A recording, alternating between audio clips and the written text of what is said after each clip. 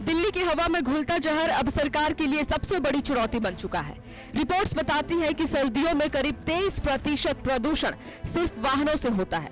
ऐसे में दिल्ली सरकार ने इलेक्ट्रिक मोबिलिटी को तेज करने के लिए नई ईवी पॉलिसी का ड्राफ्ट पेश किया है।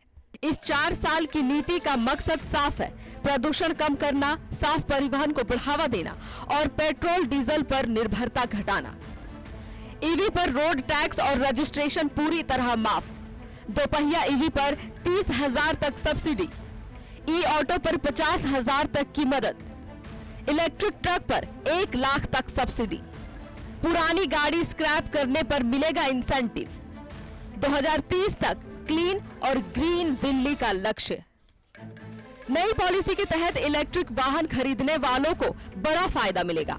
दोपहिया ईवी पर पहले साल 30,000 रुपए तक की सब्सिडी दी जाएगी, जो हर साल कम होती जाएगी। वहीं ई ऑटो के लिए 50,000 और छोटे इलेक्ट्रिक ट्रक पर 1 लाख रुपए तक की मदद मिलेगी। सबसे बड़ी राहत, सभी ईवी पर रोड टैक्स और रजिस्ट्रेशन फीस पूरी तरह माफ होगी।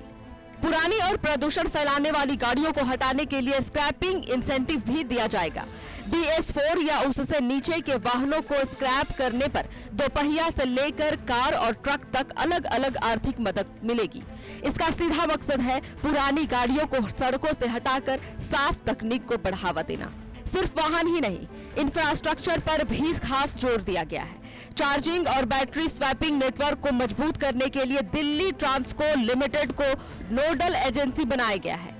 हर डीलरशिप पर चार्जिंग स्टेशन लगाना अनिवार्य होगा और एक डिजिटल सिंगल विंडो सिस्टम भी तैयार किया जाएगा, जिससे ईवी से जुड़ी प्रक्रियाएं आसान हो।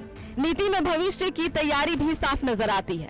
2027 से केवल इलेक्ट्रिक 3 पहिया और 2028 से सिर्फ इलेक्ट्रिक 2 पहिया वाहनों का रजिस्ट्रेशन होगा। स्कूल बसों और सरकारी वाहनों में भी ईवी का हिस्सा बढ़ना अनिवार्य किया गया है। साथ ही बैटरी रिसाइकलिंग और ट्रैकिंग सिस्टम भी विकसित किया जाएगा, ताकि पर्यावरण पर कोई नकारात्मक असर न पड़े। कुल मिलाकर ये नई ईवी पॉलिसी राजधानी को प्रदूषण मुक्त बनाने की दिशा में एक बड़ा कदम मानी जा रही है। अब देखना होगा कि जमीन पर इसका असर कितना तेज और कितना असरदार दिखाई देता है।